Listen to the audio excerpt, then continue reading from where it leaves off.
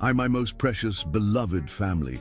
Each time I return to you, my heart soars with immeasurable joy to be reunited with the beautiful souls who make this Mr. Peter Stories sanctuary a sacred haven of love. Divine prayer for my cherished family. My eyes fill with tears as I lift my hands in fervent prayer for every precious warrior in our family, for those whose hearts are shattered, carrying burdens that seem unbearable. I pray these words reach into the depths of your pain. Dear divine power, wrap your healing light around each precious soul reading these words. When they feel they cannot take another step, be their strength. When tears fall in the darkness of night, be their comfort. Transform their pain into power, their wounds into wisdom, their struggles into triumph. Let them feel the fierce love of our family surrounding them, lifting them, believing in them when they cannot believe in themselves. For every mother fighting for her children, for every father bearing silent burdens, for every young heart battling unseen battles, for every elder soul carrying life's heavy weight, for every spirit on the verge of giving up. Fill them with divine light, show them their infinite worth, remind them they are never alone in this family. Let my tears of love wash away their pain. Let my heart's fire ignite their hope. They are not just survivors, they are warriors of light whose story will inspire millions. With deepest love and unshakable faith I pray.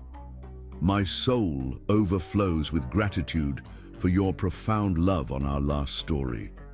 Each comment was a precious jewel that made my heart tremble with joy. You are not just readers. You are my family, my inspiration, my reason to keep sharing these tales of hope. If our journey touched your spirit, please share your beautiful heart below. Together, we are creating magic that will heal countless souls. Today, my beloved warriors of light, I bring you a story that burns with the fierce power of love's triumph over darkness. This tale emerged from the deepest chambers of my heart, crafted with tears of hope and unwavering faith in love's ability to heal all wounds. Let us begin this sacred journey, wrapped in the protective embrace of our beloved story family. Chapter 1. Shattered Dreams. The Grand Hunter Mansion loomed before Bonnie Silverby like a beautiful prison, its Gothic architecture casting long shadows across the perfectly manicured lawn. Crystal chandeliers sparkled through towering windows, their light seeming to mock the darkness in her heart. At 19, she should have been dreaming of love and romance, choosing her own path through life. Instead, she stood frozen in an elaborate wedding dress that felt more like chains than silk, her heart heavy with the weight of inevitability. The wedding planner fussed around her, adjusting the train of her dress, a masterpiece of ivory lace and pearls that cost more than most people's yearly salary. The irony wasn't lost on Bonnie. The Hunters had spared no expense for this wedding, yet treated her like something they'd scraped off their shoes. 5 minutes, Miss Silverby, the wedding planner chirped, either oblivious to or deliberately ignoring the bride's distress. Bonnie caught her reflection in the full-length mirror. The girl, staring back at her, seemed like a stranger. Skin the color of rich mahogany, eyes bright with unshed tears, and lips painted the perfect shade of dusty rose. She looked every inch the society bride, but her heart felt like a trapped bird beating against its cage. The whispers followed her everywhere, even on her wedding day. They echoed through the corridors of the mansion like persistent ghosts. The unlucky black girl, the orphan who brought death to her wealthy parents, the charity case turned forced bride. Each whisper was a knife to her heart, each sympathetic glance a twist of the blade. "You look beautiful, dear," Victoria Hunter's voice cut through her thoughts like ice. Hudson's mother stood in the doorway, her silver-streaked hair perfectly coiffed, her designer dress screaming old money.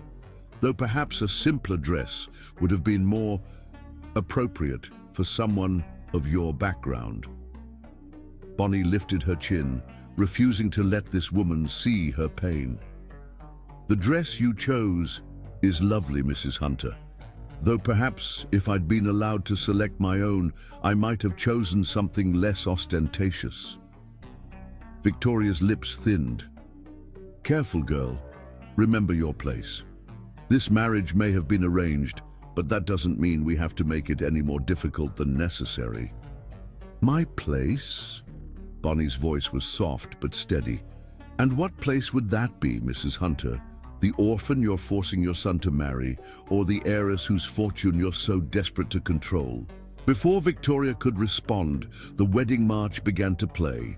Bonnie's uncle appeared, his expensive suit reeking of new money and desperation.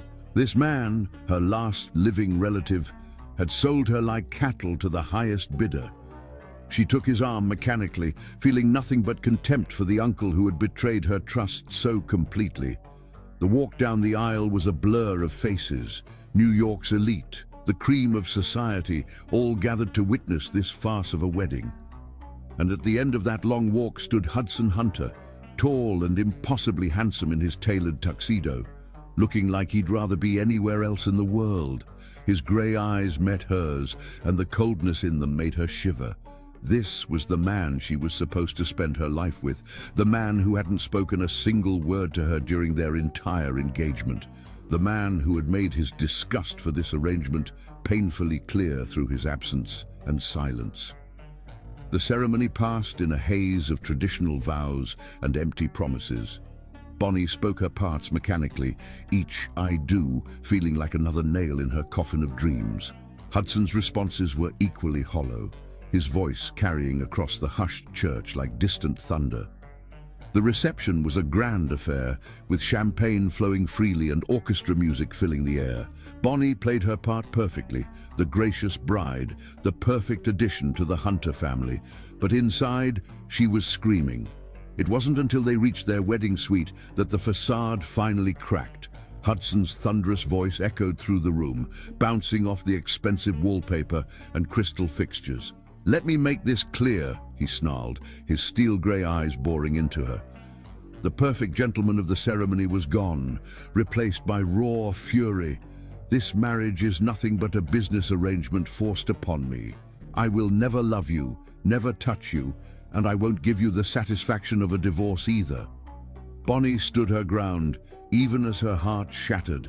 She'd lost everything, her parents, her dreams, her freedom, but she refused to lose her dignity. "I didn't ask for this marriage any more than you did, Mr. Hunter. Your parents may have bought my uncle's loyalty, but they can't buy my dignity." "Dignity?"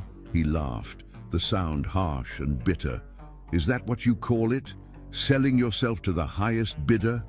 You know nothing about me." Bonnie's voice trembled but held firm. "You never bothered to learn. You made assumptions based on what? My skin color, my circumstances. You're so convinced I'm some gold digger that you never stopped to ask why I might have been forced into this just as much as you."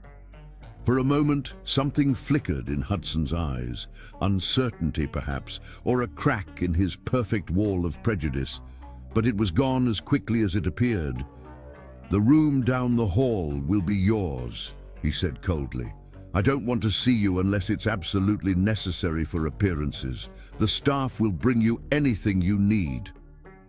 Bonnie watched him stride toward the door, his broad shoulders rigid with tension. Before he could leave, she spoke one last time, her voice carrying years of pain and determination. "One day, Mr. Hunter, you'll realize that the true prisoner in this arrangement isn't me, it's you. You're so bound by your prejudices and assumptions that you can't even see the truth in front of you." He paused for a fraction of a second, his hand on the doorknob, but didn't turn around. Then he was gone, leaving Bonnie alone in the opulent suite that felt more like a mausoleum than a bridal chamber. She carefully removed the wedding dress, hanging it in the closet like a ghost of dreams never realized. In her simple silk slip, she moved to the window, watching the last guests leave the Hunter mansion. Their laughter floated up to her window, a cruel reminder of what this day should have been. A single tear rolled down her cheek, but she wiped it away firmly. She was Bonnie Silverby, daughter of Jonathan and Marie Silverby, and she had survived worse than Hudson Hunter's contempt. If this was to be her life now, she would face it with the same strength that had carried her through the death of her parents and the betrayal of her uncle. As the moon rose over the Hunter estate, Bonnie made a promise to herself. She might be trapped in this loveless marriage, but she would never let them break her spirit. Let Hudson Hunter keep his promises of never loving her. She hadn't come here for love anyway. She'd come for truth, for justice, and someday she would have both. The night wrapped around her like a cold embrace, and somewhere in the vast mansion, a clock struck midnight. Her first day as Mrs. Hunter had begun, and with it a new chapter in her life, one she would write on her own terms, regardless of what they all expected from her. Chapter 2. Shadows of the Past. The next 6 months in the Hunter mansion unfolded like a carefully choreographed dance of avoidance and silent suffering.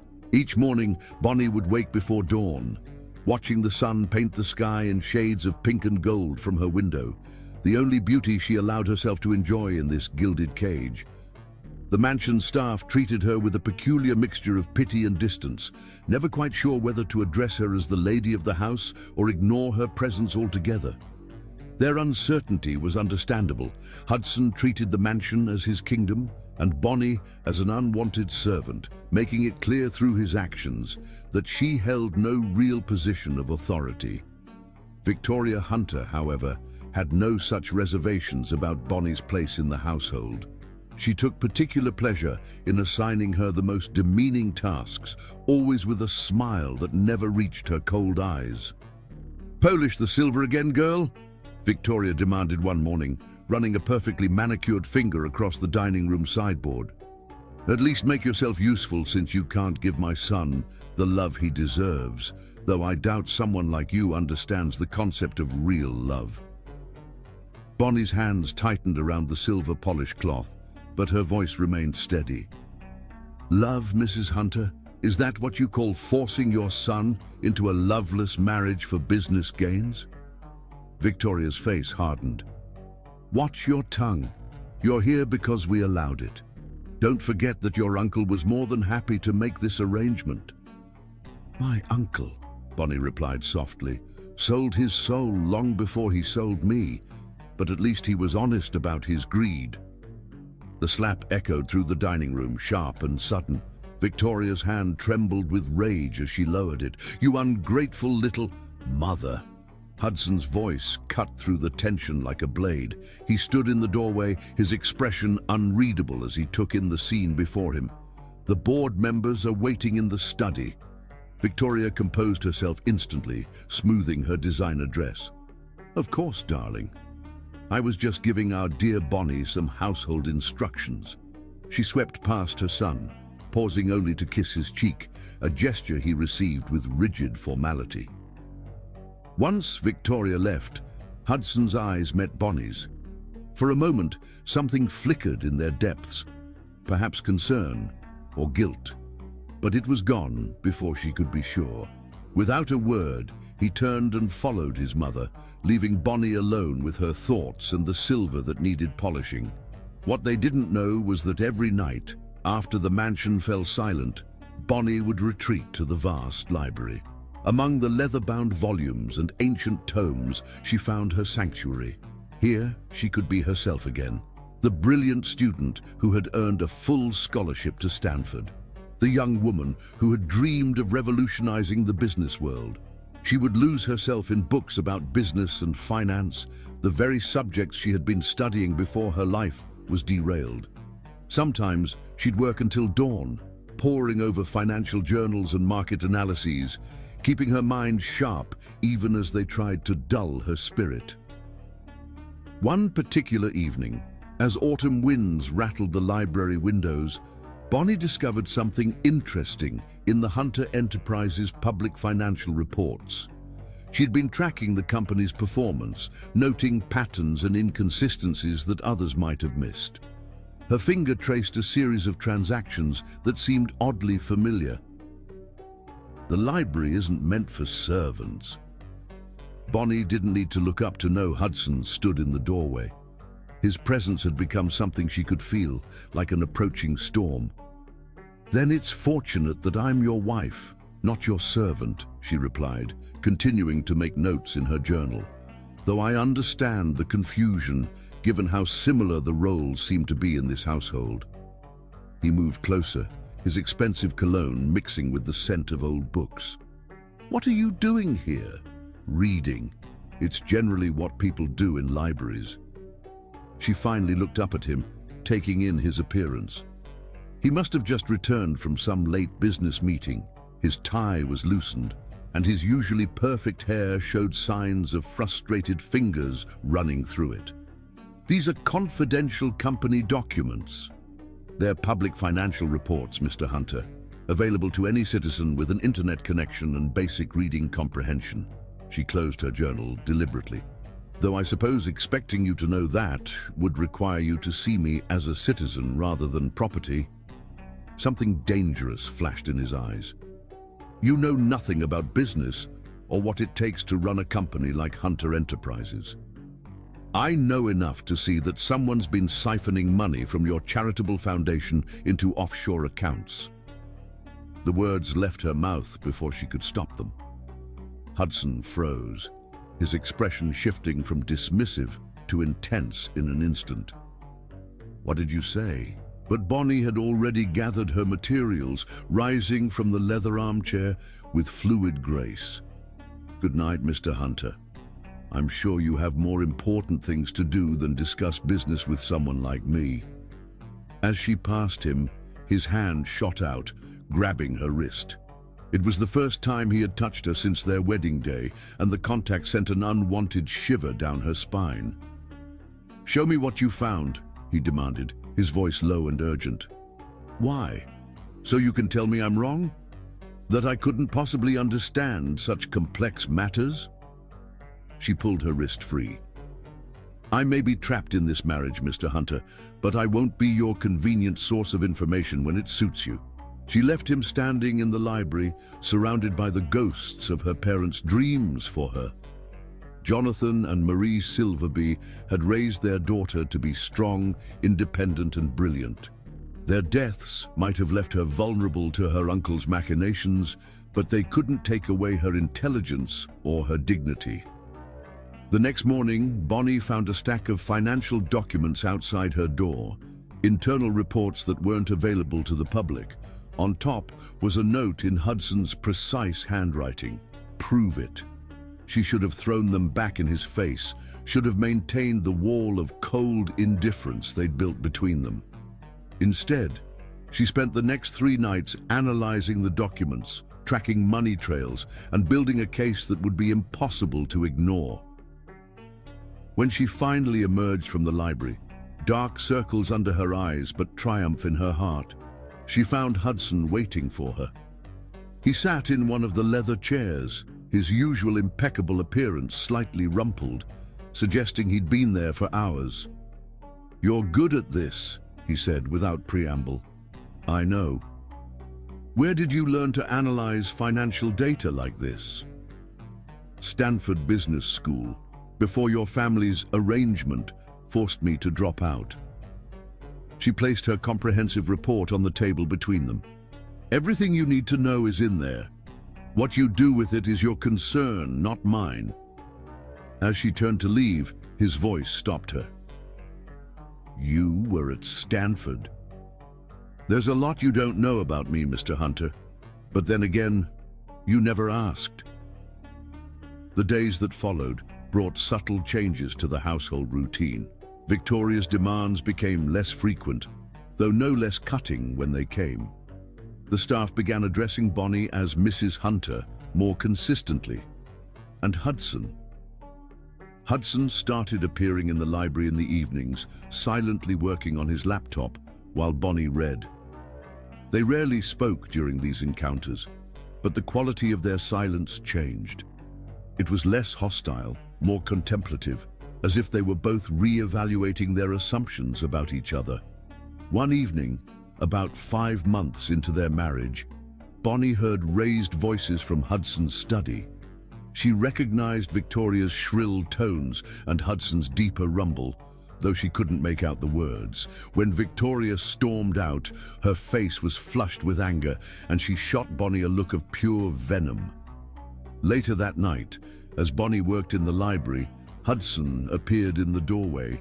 He looked tired, the weight of whatever argument he'd had with his mother evident in the slump of his shoulders.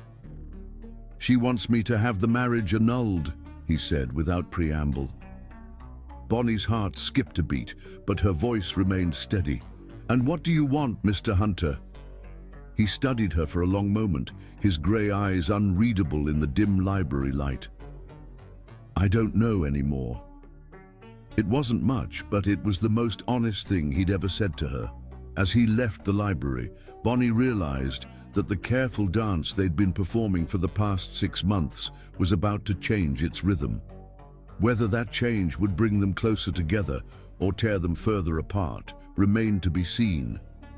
What she didn't know was that upstairs, in his private study, Hudson was looking at her Stanford transcripts, reading about the brilliant student who had been on track to graduate summa cum laude before tragedy struck.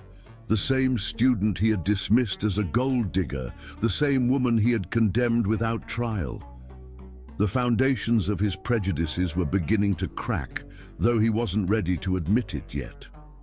But as autumn gave way to winter and the nights grew longer and colder, something was shifting in the Hunter mansion, something neither of them was prepared for. Chapter 3. The Breaking Point. The winter storm that raged outside the Hunter mansion matched the turbulence brewing within its walls. Bonnie sat in Richard Hunter's study, surrounded by stacks of financial documents, her fingers flying across the keyboard of her laptop. The grandfather clock in the corner struck midnight, its deep chimes echoing through the empty house. She had discovered something in the company's records that made her blood run cold. A pattern of transactions, carefully hidden beneath layers of legitimate business dealings, pointed to something far more sinister than simple embezzlement. The numbers told a story, one that seemed to connect directly to her parents' death 6 years ago. The sound of footsteps in the hallway made her freeze. She knew that stride, had learned to recognize it over the past 6 months of their forced marriage. Hudson was supposed to be in Chicago for a board meeting. His early return could only mean trouble. The study door flew open, and Hudson stood there, his normally perfect appearance disheveled from travel. His grey eyes locked onto her, storm clouds gathering in their depths. "What are you doing in my father's study?" His voice was low, dangerous. Bonnie straightened her spine but didn't rise from the leather chair. "Finding the truth your family tried to bury along with my parents." "You have no right." "I have every right." The force of her voice surprised them both. "While you've been playing the role of the wronged son, forced to marry beneath his station, I've been piecing together the real reason behind this marriage." Hudson stalked into the room, his presence filling the space with barely contained fury. "You don't know what you're talking about." "Don't I?" Bonnie turned her laptop around. "These transactions dated 6 years ago, the same month my parents died in that tragic accident. Millions of dollars moved through shell companies, all leading back to Hunter Enterprises and my uncle's failing business." Hudson's face paled as he scanned the screen. "Where did you get these records?" "I'm not the ignorant girl you think I am." Bonnie's voice trembled with 6 months of suppressed anger. "I was top of my class at Stanford before your family's machinations destroyed my life. I know how to follow a money trail." "Stanford," the word seemed to catch in his throat. "Yes, Stanford. Business school, full scholarship." Each word was a weapon aimed at his prejudices. "Surprised?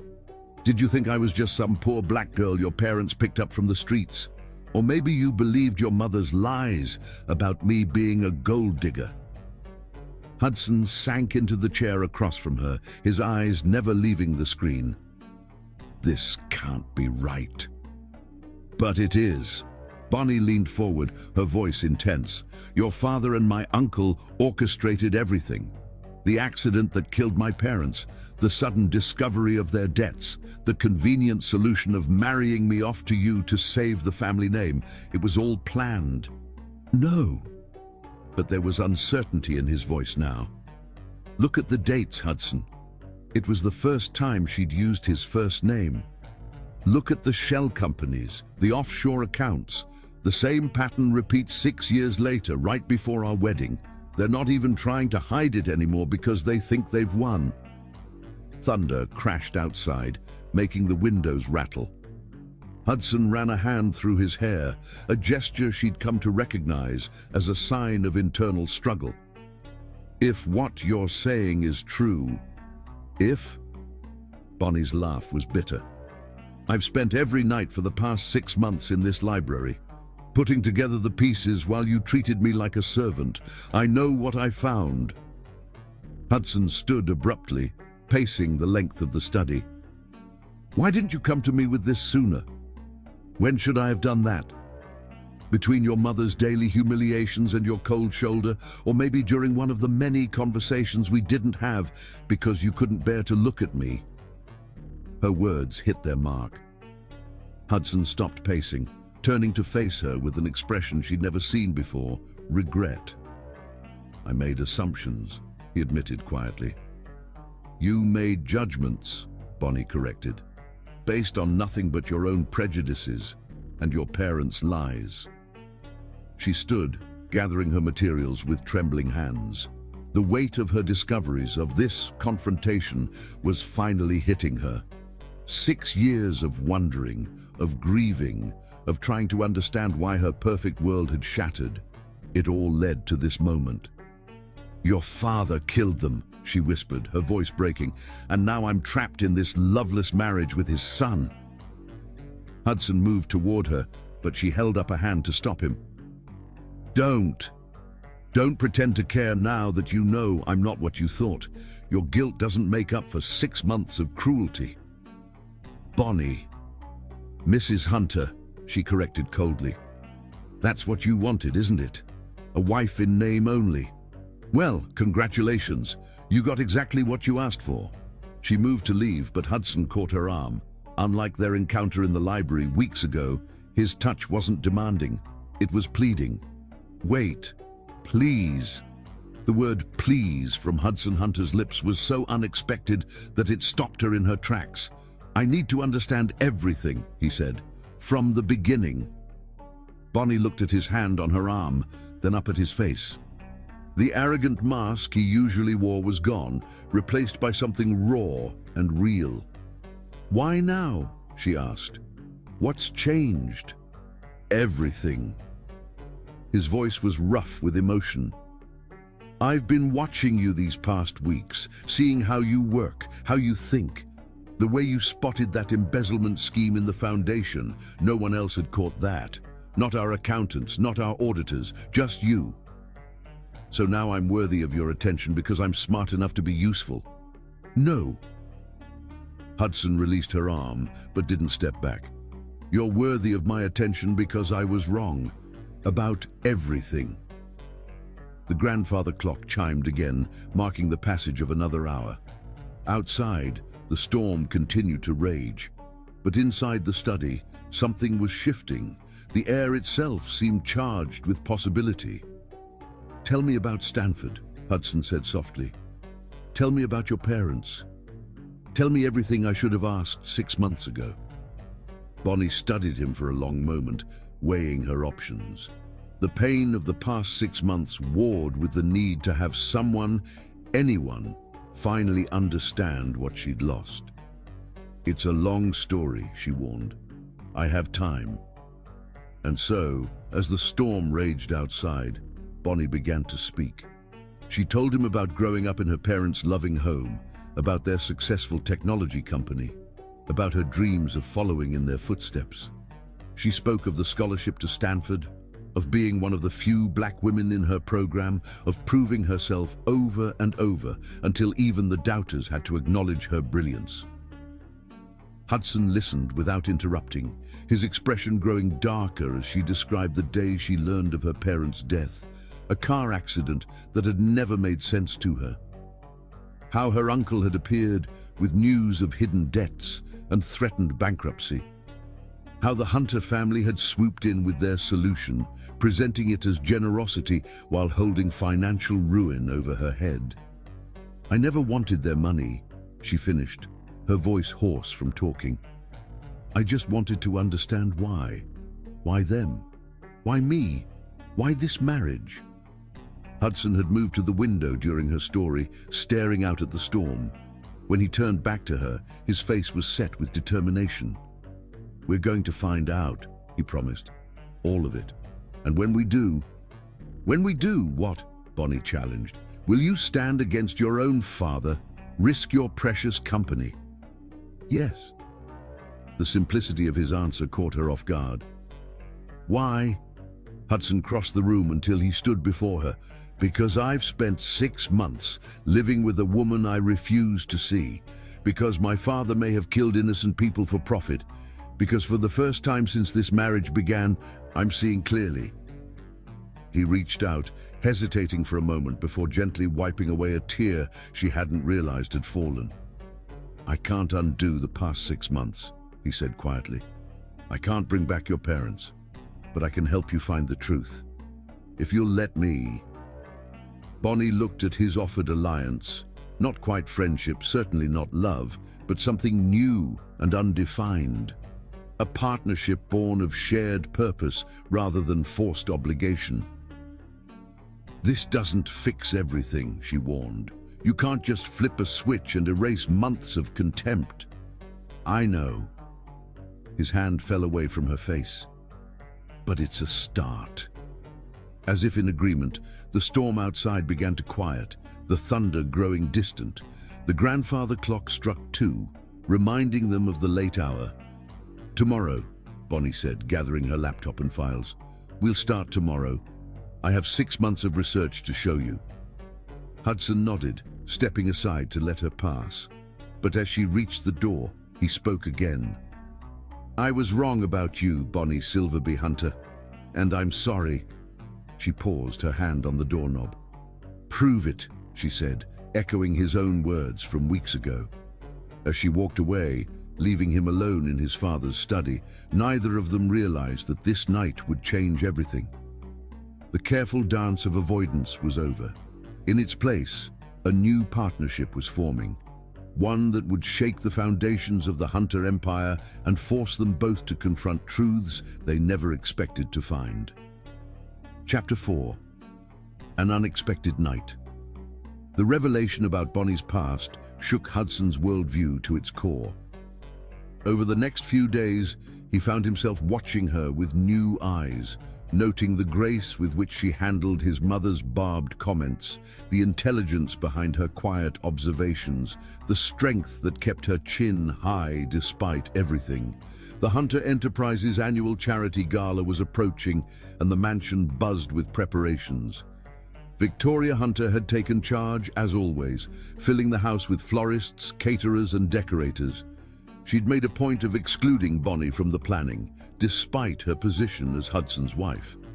"The gala planning requires a certain social finesse," Victoria had said, her smile sharp as glass. "Perhaps you could help the staff with the cleaning instead, dear." Hudson, passing by at that moment, surprised them both. "Actually, Mother, Bonnie will be handling the Foundation's presentation this year. Her financial analysis saved us millions. She's more than qualified to present our charitable initiatives." The look of shock on both women's faces was identical, though for very different reasons. Victoria recovered first. "Darling, be reasonable. The board members will be impressed by her Stanford business background and her keen financial insight." Hudson cut in smoothly.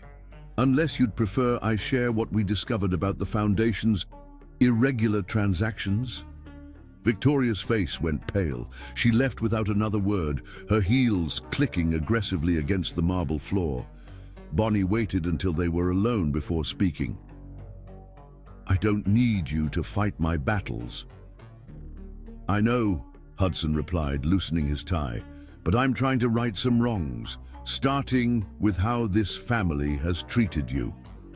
A week later, they found themselves working late in the mansion's executive office suite, preparing for the gala presentation. The storm that had been threatening all day finally broke, rain lashing against the windows as thunder rolled overhead.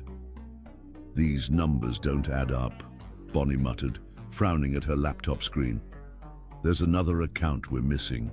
Hudson leaned over her shoulder to look, his cologne wrapping around her like an expensive embrace. "Check the offshore holdings. Father kept certain accounts separate from the main books." His proximity was distracting in a way Bonnie wasn't ready to acknowledge. She'd spent 6 months building walls against this man, walls that were starting to show dangerous cracks. "We should head down," she said, standing abruptly. "The cleaning staff will want to lock up." They took the executive elevator, the silence between them charged with unspoken words.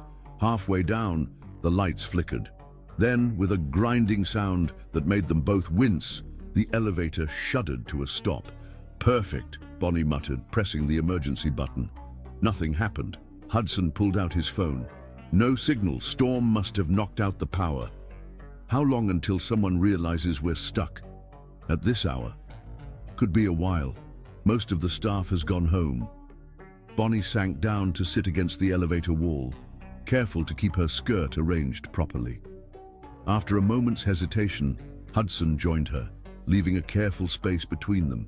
The emergency lights cast strange shadows, making the small space feel somehow both intimate and alienating. Minutes ticked by in silence. "Tell me about them," Hudson said suddenly.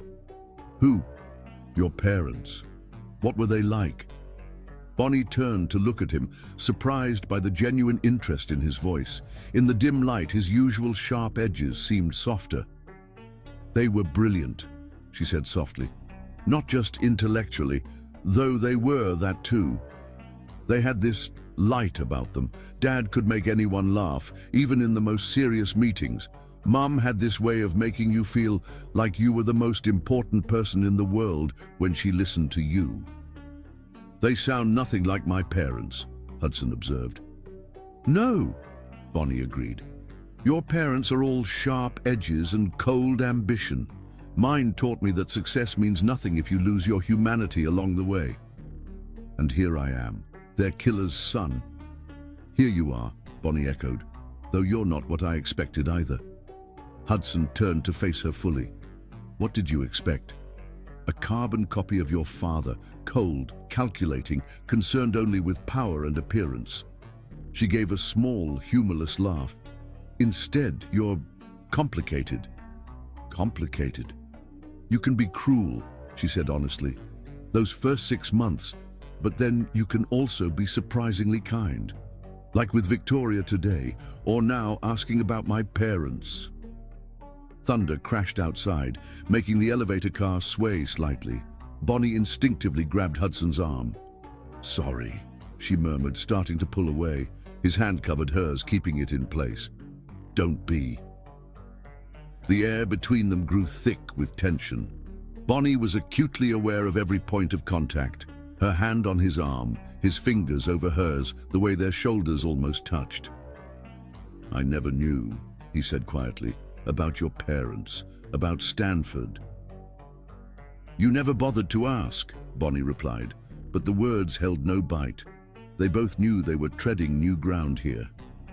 "I was afraid," Hudson admitted. "Of what?" "Of being wrong. About you, about this marriage, about everything I thought I knew." His thumb traced small circles on the back of her hand. "I built this image of you in my mind.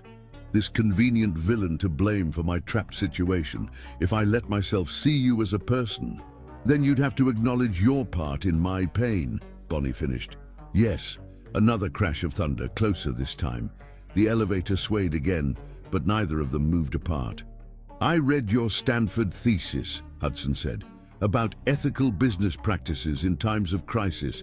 It was brilliant." Bonnie stared at him. "You what?" "After that night in the study, I had to know more. I contacted Stanford, got copies of your academic records. Your professors still talk about that thesis. They said you were on track to revolutionize corporate responsibility practices." That was another life, Bonnie said softly, before everything fell apart. It doesn't have to stay in the past. Hudson shifted to face her fully. You could finish your degree, take your rightful place in the business world. Why are you saying all this? Because I was wrong, Bonnie, so incredibly wrong. And every day I learn something new about you that makes me realize just how blind I've been. The intensity in his voice made her breath catch. In the dim emergency lighting, his grey eyes seemed to glow with an inner fire. Hudson, whatever she was going to say, was lost as the elevator gave another violent shake. Bonnie found herself practically in Hudson's lap, his arms wrapped protectively around her. Time seemed to stop. She could feel his heart beating against her palm, could see the pulse jumping in his throat. His cologne surrounded her, masculine and expensive, and suddenly intoxicating.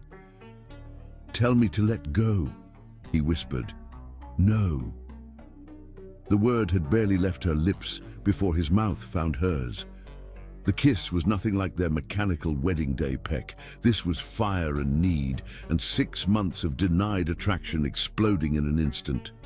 Bonnie's fingers tangled in his hair as his hands roamed her back, pulling her closer. All the walls they'd built, all the pretenses they'd maintained, crumbled in the face of this overwhelming chemistry. When they finally broke apart, both breathing heavily, reality came crashing back. Bonnie scrambled off his lap, putting distance between them. "This doesn't change anything," she said, but her voice trembled. "It changes everything." Hudson's voice was rough with desire. "You feel it too, Bonnie. This connection between us, it's been there all along, hidden under our anger and prejudice. One kiss doesn't erase 6 months of cruelty." "No," he agreed, standing and reaching for her. "But it's a start." Before she could respond, the elevator hummed to life. Lights flickered on, and they began moving again. By the time the doors opened on the ground floor, they had both composed themselves, at least outwardly. "Mrs. Hunter! Mr. Hunter!" The security guard looked relieved to see them. "We just got the power back. Are you both all right?" "Fine," Bonnie said quickly. "Just a brief delay." She walked away without looking back, but she could feel Hudson's eyes on her. That night, alone in her room, she touched her lips, still tingling from his kiss. Everything had changed, whether she wanted it to or not. The careful distance they'd maintained was shattered, replaced by something far more dangerous: possibility. As she drifted off to sleep, Bonnie couldn't help but wonder if perhaps the real storm wasn't the one outside, but the one brewing between her and the man she'd been forced to marry. A man who was quickly becoming nothing like what she'd expected, and everything she'd tried not to want. Chapter 5. Morning Light. Dawn painted the Hunter mansion in shades of gold and shadow, but Bonnie hadn't slept. Every time she closed her eyes, she felt Hudson's lips on hers, his arms holding her close in that darkened elevator. The memory refused to fade, haunting her like a bittersweet dream she couldn't shake. She stood at her window, watching gardeners clear debris from last night's storm. The physical chaos outside mirrored the emotional tempest within her heart. 6 months of carefully constructed walls had begun to crumble in a single moment of weakness. Or was it strength? Her fingers traced her lips unconsciously, still feeling the ghost of that kiss. In those precious moments, she glimpsed a different Hudson, not the cruel man who had rejected her on their wedding night, but someone new. Someone who looked at her with desire instead of disdain, with wonder instead of contempt. A knock at her door made her spine stiffen. She knew that knock, authoritative yet hesitant, nothing like the sharp rapping of the house staff or Victoria's imperious tapping. Her heart betrayed her with its quickened pace. "Come in," she said, keeping her voice steady as she continued staring out the window. Hudson entered, already impeccably dressed in a charcoal suit that reminded her of storm clouds. She could see his reflection in the window glass, noted how his eyes immediately found her. The intensity of his gaze made her skin tingle. "About last night," he began. "Last night was a mistake." The words felt like ashes in her mouth, but she forced them out anyway. Her mother had always taught her that sometimes strength meant denying your own heart to protect it. A moment of weakness brought on by stress and proximity. She heard him move closer, his expensive shoes silent on the plush carpet. The subtle scent of his cologne wrapped around her, achingly familiar after their intimate moment in the elevator. "Is that what you really believe?" His voice was low, intense, sending unwanted shivers down her spine. Now she did turn, facing him with chin lifted defiantly. Her stance was proud, but inside her heart trembled. "What I believe doesn't matter. You made your position clear on our wedding night, Mr. Hunter. I won't be your convenient distraction just because you've discovered I have a brain. That's not what this is." He stepped closer, close enough that she could see the flecks of silver in his gray eyes. "You know that's not what this is." "Do I?" She laughed, but there was no humor in it. 6 months of contempt, of treating me like a servant, of letting your mother humiliate me at every turn. And now what? One kiss in an elevator, and suddenly everything's different. Yes. The simplicity of his answer caught her off guard. "Everything is different because I'm different. Because you made me different." "I didn't make you anything," she countered, moving away from his magnetic pull. "I've been the same person all along. You're the one who refused to see me." Her words hit home. She watched as he ran a frustrated hand through his perfect hair, messing it up in a way that made him look younger, more vulnerable, more like the man who had held her with such tenderness in the elevator. "You're right." His admission surprised her. "I was blind, prejudiced, everything you accused me of being. But that doesn't make what happened last night any less real." "Real?"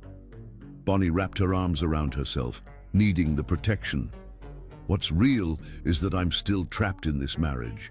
What's real is that your father likely murdered my parents. What's real is that 6 months of cruelty don't disappear because you finally noticed I'm a person. Then let me prove it to you." He closed the distance between them again, his presence overwhelming her senses. "Let me show you that I've changed, that I want to make this right." "And how do you propose to do that?" Her voice cracked despite her best efforts. "Buy me expensive gifts, give me a position in the company, make me a real Mrs. Hunter?" "No." His hand reached for her face, but she turned away, unable to bear his touch when her resolve felt so fragile. "By being your partner in finding the truth, by standing with you against my father, against anyone who's hurt you, by showing you every day that I see you now, truly see you." "Pretty words," Bonnie murmured, hating how her heart leapt at his declaration. "But words are easy, actions are what matter. Then let my actions speak." He moved to the door, pausing with his hand on the knob. "The board meeting is at 10. As my wife and a Stanford-educated business analyst, you should be there." Her eyes widened. "Your mother will have to deal with it." His smile held a hint of steel that made her pulse race. "Unless she wants to explain to the board why she's excluding the woman who uncovered major financial irregularities in our charitable foundation." After he left, Bonnie sank onto her bed, mind racing. Her lips still tingled from the memory of his kiss. Her skin still hummed from his proximity.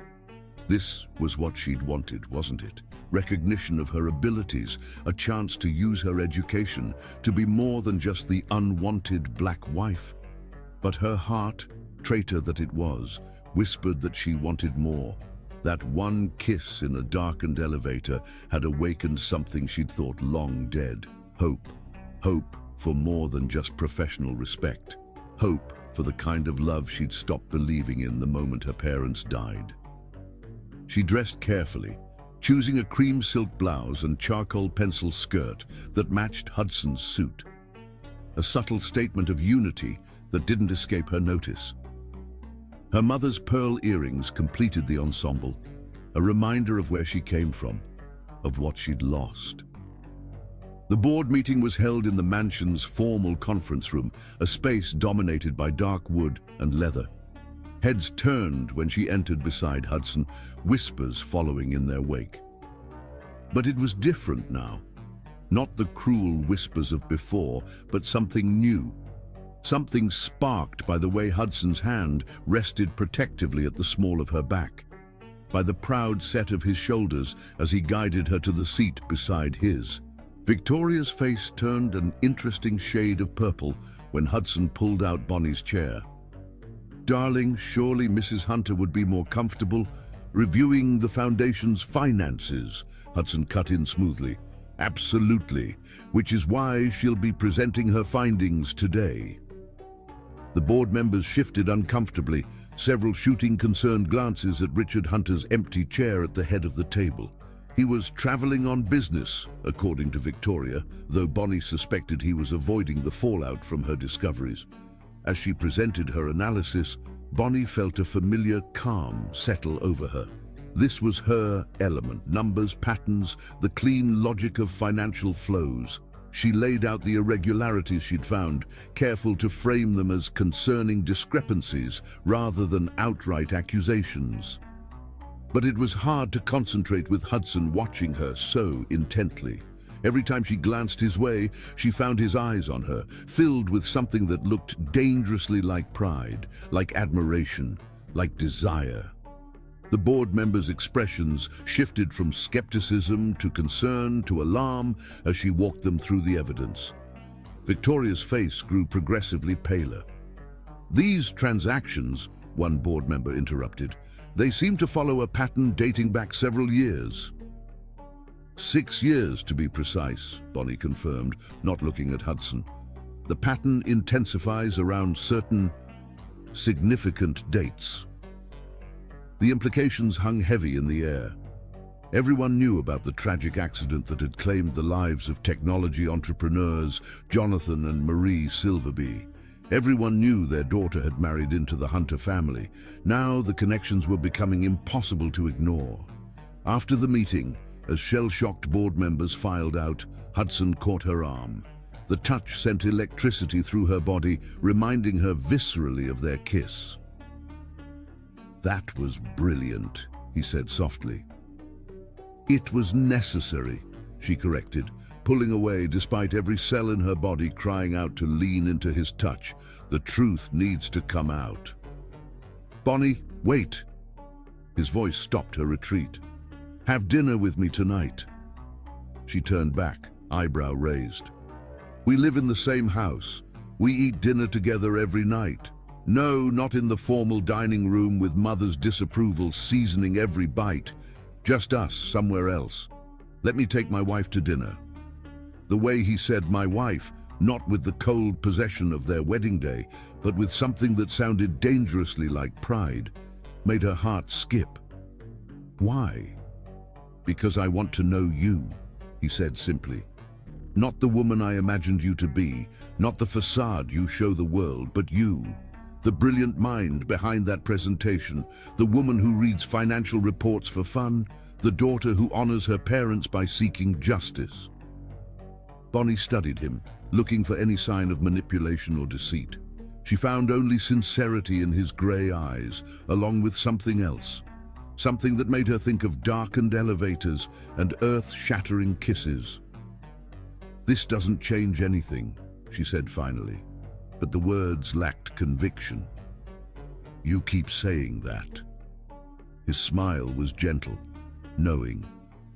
"But we both know everything has already changed." As she walked away, Bonnie couldn't deny the truth in his words. The careful walls she'd built were crumbling, and she wasn't sure she had the strength or the desire to rebuild them. One kiss had changed everything.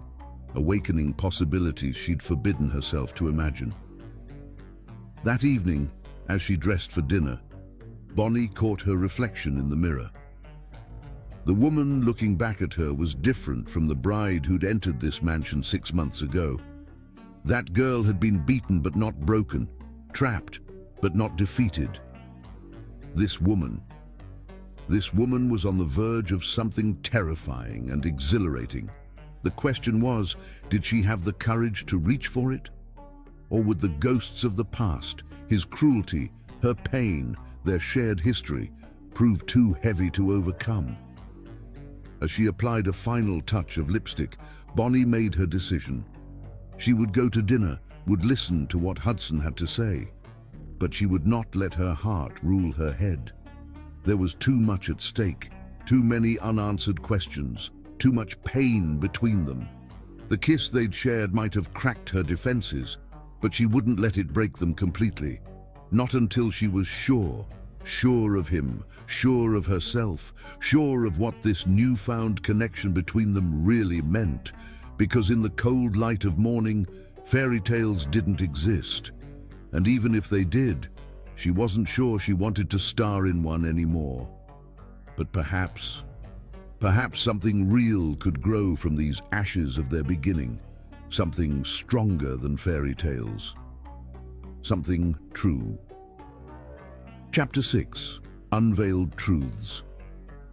The restaurant Hudson chose was intimate and elegant, tucked away in a historic building downtown. No Hunter family connections, no prying eyes, just them and the soft glow of candlelight. Bonnie sat across from him, looking ethereal in a deep purple dress that made her skin glow like polished bronze. "Why here?" she asked, taking in the vintage decor and private corner table. "Because it's the kind of place your parents used to love." Hudson watched her expression carefully. "I've been doing my research. Jonathan and Marie Silverby were known for discovering hidden gems in the city, places with character and history." Bonnie's hand trembled slightly as she reached for her water glass. "You've been investigating my parents?" "I've been investigating everything." He leaned forward, voice low and intense. "And what I've found, Bonnie, it's worse than we thought." Her back stiffened. "Tell me." "Not here." He glanced around meaningfully. "After dinner, there's something I need to show you." The meal passed in a haze of tension and unspoken words. Hudson watched as Bonnie picked at her food, noting how her mind was clearly elsewhere. She'd never looked more beautiful to him or more unreachable. Later, in his private study at the mansion, Hudson pulled out a thick file. "I had my personal investigator dig deep. He found things that were supposedly destroyed years ago." Bonnie took the file with steady hands, but her voice shook. "What kind of things?" "Police reports, insurance investigations, medical examiner's notes." Hudson ran a hand through his hair. "And this?" He pulled out a sealed envelope, yellowed with age. "It was in my father's private safe. A letter from your father, dated 3 days before the accident." Bonnie stared at the envelope like it might bite her. "Have you read it? Number, it's not mine to read." She broke the seal with trembling fingers, unfolding paper that held her father's familiar handwriting. As she read, tears began to fall silently down her cheeks. "He knew," she whispered. "He knew they were coming for him." Hudson moved closer but didn't touch her. "What does it say?" "Richard Hunter and James Silverby," she read, her voice gaining strength. "If you're reading this, then your plan succeeded. But know this, I've left evidence of your crimes with someone you'll never find, someone who will know when to bring it forward. You may have won this battle, but you haven't destroyed everything we built." She looked up at Hudson, eyes blazing through her tears. "He hid something, something that could prove what they did. And I think I know where." Hudson pulled out another document. "Your parents' company had a secret research facility. It's not listed in any official records, but I found references to it in old expense reports. a place where they developed their most sensitive projects. The cabin, Bonnie breathed. Up in the mountains. Dad always said it was just a vacation home, but he spent so much time in the basement, said he was tinkering. Can you find it again? She nodded slowly. I remember the way we used to spend summers there before. We'll go tomorrow. Hudson's voice was firm. First thing in the morning. Your father is still conveniently abroad, and Mother is too busy damage controlling the board meeting to notice our absence. Bonnie studied him in the soft lamplight of the study. Why are you helping me, really? Hudson moved closer, close enough to catch the subtle scent of her perfume. Because I need to know the truth as much as you do. Because I can't be the son of a murderer and do nothing about it. Because ... Because every day I spend with you makes me realize how much I've wasted fighting against this marriage instead of fighting for you. Her breath caught. Hudson, I know. He stepped back, giving her space. I know you don't trust me yet. I know 6 months of cruelty can't be erased by a few days of decency. But I'm not asking for forgiveness, Bonnie. I'm asking for a chance to help make this right. The next morning dawned clear and cold. They took Hudson's personal car rather than the family driver, heading into the mountains as the sun painted the sky in shades of pink and gold. Bonnie sat silently in the passenger seat, lost in memories of happier times on this same road. The cabin, when they finally reached it, looked smaller than she remembered. Nature had begun to reclaim the grounds, ivy crawling up the walls and weeds pushing through the gravel driveway. It's been empty since... She couldn't finish the sentence. Hudson touched her arm gently. We don't have to do this today. Yes, we do. She squared her shoulders. I've waited 6 years for answers. I'm not waiting any longer. The key was still hidden under the same loose stone by the back door. Inside, sheets covered the furniture, and dust motes danced in the beams of sunlight streaming through dirty windows. Bonnie moved through the space like a ghost, touching things her parents had touched, remembering moments from her childhood. The basement door is through here, she said, leading Hudson to the kitchen. Dad had a special lock installed, said it was to keep me from playing with his tools, but now the door was solid steel, with a biometric scanner that looked years ahead of its time. Bonnie pressed her hand to it, holding her breath, a soft beep, then a click. Identity confirmed. Welcome, Bonnie Silverby. He programmed you into the security system, Hudson realized. He must have known... Bonnie's voice trailed off as the door swung open, revealing a staircase descending into darkness. Motion sensors activated as they went down, illuminating not a basement workshop, but a state-of-the-art research facility. Computer servers hummed along one wall, while complex equipment filled the rest of the space. This is incredible, Hudson breathed. Your father was working on quantum encryption, technology that's just now becoming viable. Over here. Bonnie had found her father's desk, tucked into a corner. A framed photo of their family sat beside a terminal that still glowed with standby power. She sat in her father's chair, fingers hovering over the keyboard. I used to watch him work here. He always said the same thing when he logged in. Her fingers flew across the keys. The truth will set us free. The screen came to life, displaying folders of encrypted data. But what caught their attention was a video file, labeled simply, "For Bonnie." With trembling hands, she clicked play. Jonathan Silverby's face filled the screen, looking exactly as she remembered him. My dearest daughter, he began, if you're watching this, then something has happened to your mother and me. Richard Hunter and your Uncle James have discovered our investigation into their illegal activities. They've been using Hunter Enterprises to launder money for years, destroying smaller companies and lives in the process. Hudson's hand found Bonnie's shoulder as her father continued. We've gathered evidence, encrypted it using technology they can't break. Everything is here. The financial records, the shell companies, the proof of their crimes. But more importantly, We've hidden something they want desperately. Proof of their connection to organized crime families. That's why they killed them, Hudson said softly. Not just for money, but to protect their criminal empire. On screen, Jonathan's expression softened. Bonnie, my brilliant girl, I'm so sorry we won't be there to see the amazing woman you'll become. But remember what we always taught you. The truth is worth fighting for, no matter the cost. The video ended, leaving them in silence, broken only by Bonnie's quiet sobs. Hudson knelt beside her chair, taking her hands in his. We have everything we need now, he said gently. We can take them down, all of them. Your own father, she reminded him. A man who murdered your parents deserves no loyalty from me. His voice was fierce. I told you I'd help you find the truth, and I meant it. Whatever comes next, we face it together. Bonnie looked at him, really looked at him, seeing not the cruel man who had rejected her 6 months ago, but someone new, someone fighting his own battles with the truth. It won't be easy, she warned. They'll fight back, try to discredit us, maybe worse. Let them try. Hudson's grip on her hands tightened. We have something they don't. What's that? Each other. The words hung between them, heavy with meaning.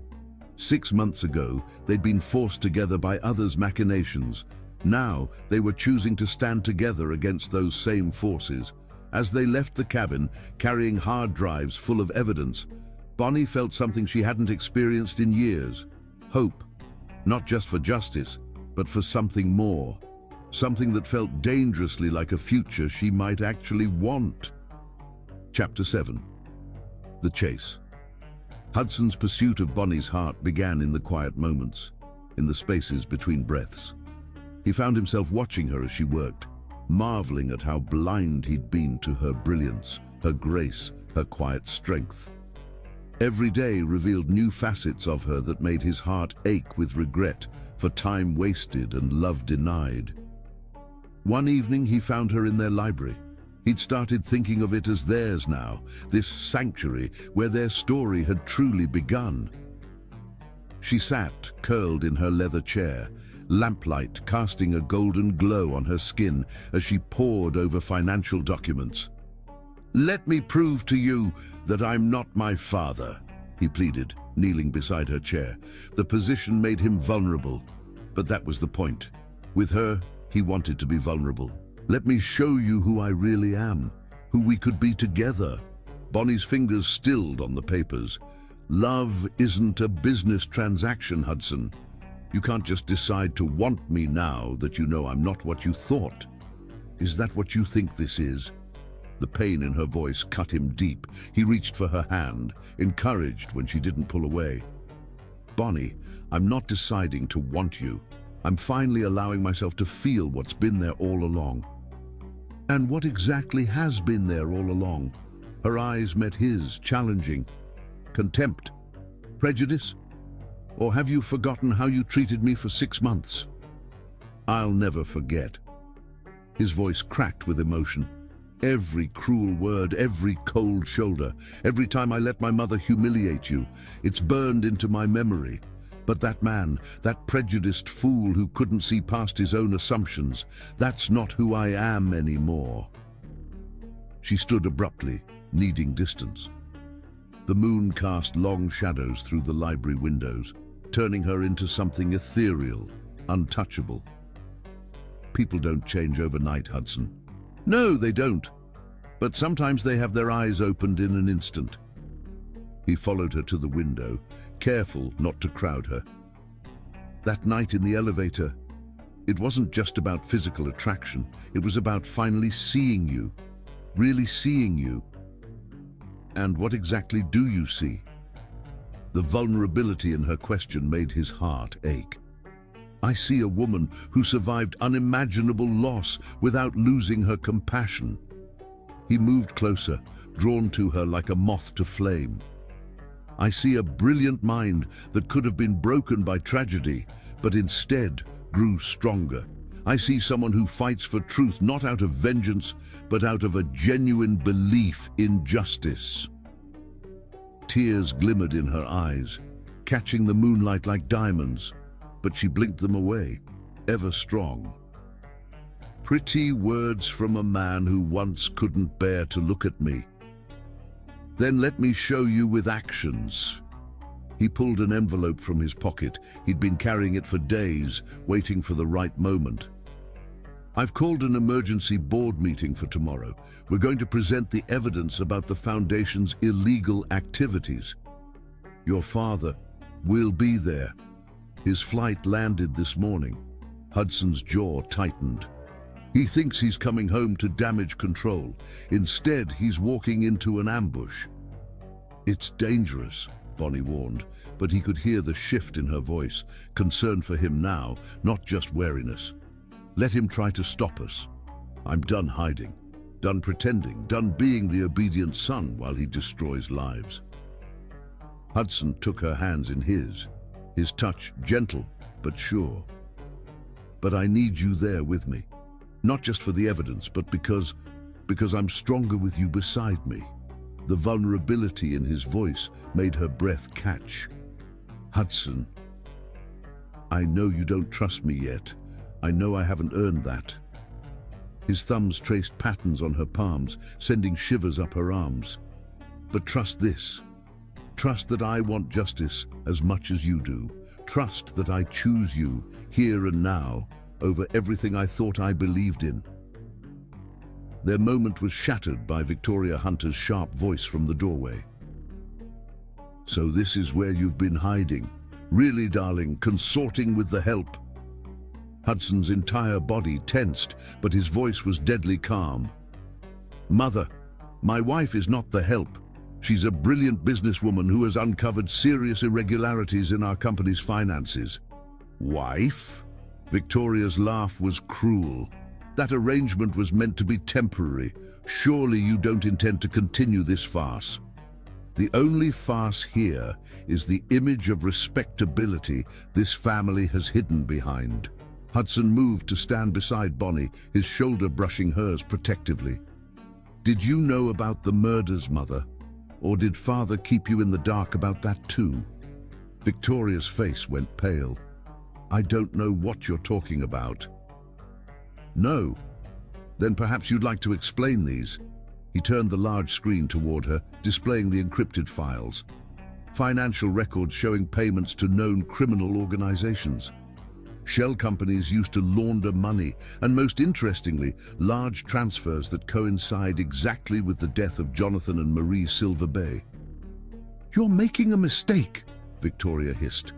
Whatever this girl has told you, this girl is my wife, Hudson cut in, his voice vibrating with barely contained fury. And unlike you, Mother, she deals in truth, not manipulation. Truth? Victoria's laugh was bitter. The truth is that she's turned you against your own family, poisoned you with her lies. Enough, Bonnie's voice cracked like a whip. The only poison here is the corruption that runs through this family's veins. Tomorrow the board will see everything. Every illegal transaction, every covered-up crime, every piece of evidence that Jonathan Silverby collected before your husband had him killed. Victoria's face contorted with rage. You ungrateful little... Get out! Hudson's command froze the words in his mother's throat. Get out of my study, get out of my house, and get ready for tomorrow. Because when the truth comes out, you'll need more than your society connections to save you. After Victoria fled, Hudson turned to find Bonnie staring at him with an unreadable expression. You didn't have to do that, she said softly. Yes, I did. He moved closer, drawn to her like gravity. For 6 months I let them treat you like you were nothing. I won't make that mistake again. Why? The question was barely a whisper. Because I'm falling in love with you, Bonnie Silverbay Hunter. He cradled her face in his hands, letting her see every emotion in his eyes. Not the woman I thought you were, but the woman you really are. And I'll spend every day proving that to you if you'll let me. She stepped back, but there was less certainty in the movement now.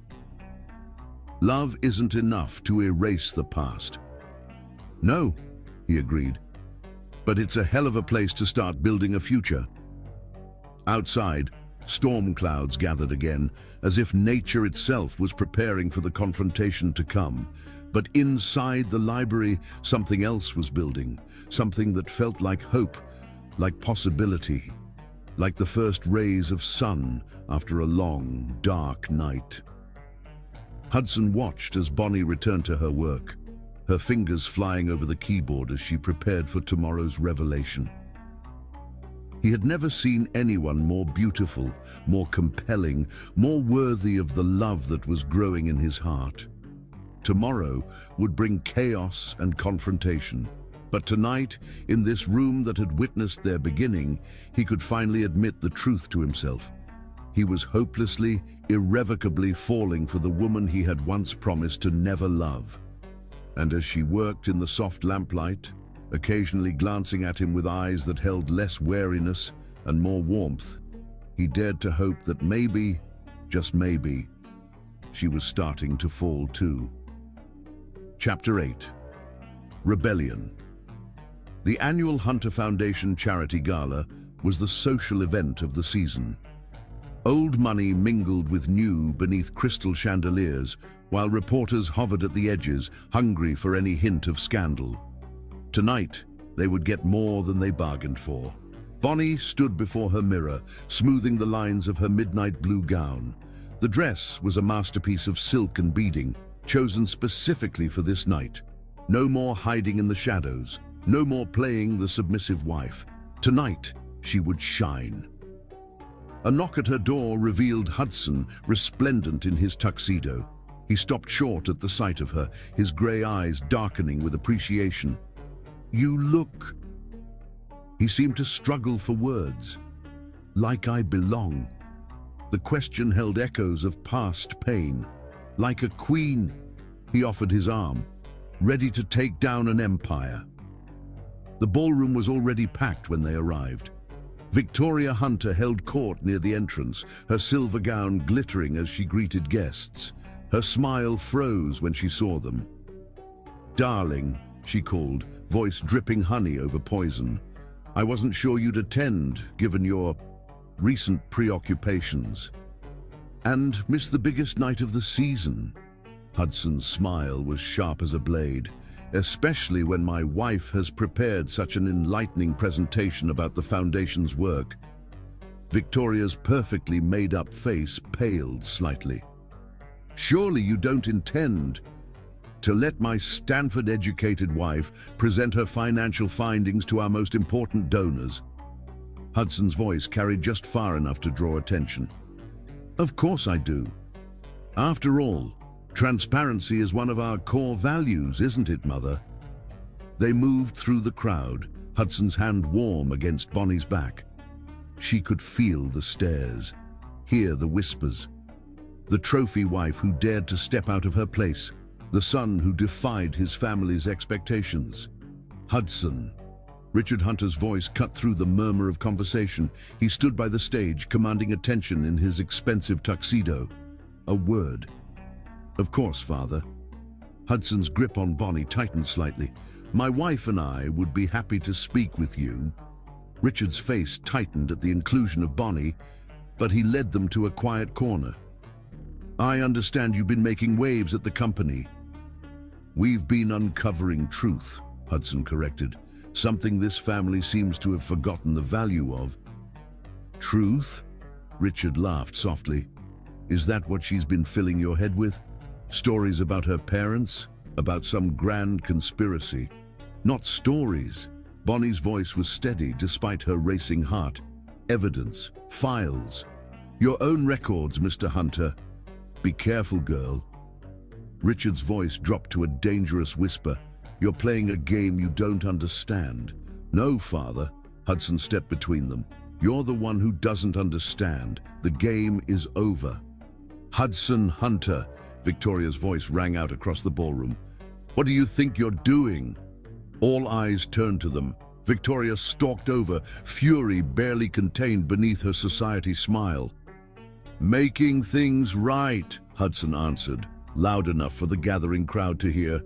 "Something this family should have done long ago." "By betraying your own blood," Victoria hissed. "For her?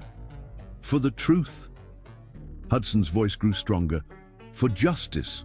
For the woman who had the courage to stand up to this family's corruption." The whispers grew louder. Phones appeared, recording the confrontation. Richard stepped forward, trying to salvage the situation. "My son is obviously confused." "I've never been clearer," Hudson cut in. He turned to address the crowd directly. "For years, the Hunter Foundation has claimed to serve this community. Tonight, my wife will show you exactly how it's been serving itself instead." "Hudson, please," Victoria pleaded. "Think about what you're doing." "I have thought about it. For the first time in my life, I'm thinking clearly." He looked at Bonnie, his eyes soft despite the tension in his voice. "Because of her." "She's poisoned you against us," Richard growled. "No." Hudson's laugh was bitter. "You did that yourself, the moment you ordered the murder of Jonathan and Marie Silverby." The ballroom went deadly silent. Even the reporters seemed to hold their breath. "That's a dangerous accusation," Richard said softly. "It's not an accusation." Bonnie stepped forward, her voice carrying across the stunned crowd. "It's a fact, one we can prove." She nodded to the tech team, and the large screens around the ballroom came to life. Financial records, encrypted files, Jonathan Silverby's video testimony, everything they had discovered in the cabin played out for all to see. "She's my wife," Hudson declared as gasps and murmurs filled the room. "And she's worth 10 of any of you. While you were all playing society games, she was working to expose the truth about my father's crimes." Victoria made a last desperate attempt. "Security, remove this woman. Touch her." Hudson's voice could have frozen hell itself. "And you'll regret it. She stays, she speaks, and you all listen." Bonnie moved to the podium, her head held high. As she began her presentation, methodically laying out the evidence of years of corruption, she felt Hudson's presence behind her like a shield. The crowd's reaction shifted from skepticism to shock to outrage as the truth unfolded. Board members huddled in corners, whispering urgently. Reporters typed frantically on their phones, and through it all, Hudson stood proud beside his wife, his support unwavering. When she finished, the silence was deafening. Then, slowly, applause began to build. Not polite society applause, but real appreciation for the courage it took to speak truth to power. Richard Hunter had disappeared during the presentation, but Victoria remained, her face a mask of fury and defeat. "You've destroyed everything," she spat at Hudson. "No, Mother." He took Bonnie's hand, bringing it to his lips in a gesture that made her heart skip. "I've finally built something real, something honest, something worth fighting for." As they left the ballroom, reporters calling out questions behind them, Bonnie felt lighter than she had in years. The truth was out, justice was in motion, and beside her. "I meant what I said in there," Hudson murmured as they reached their car. "You're worth fighting for, worth losing everything for."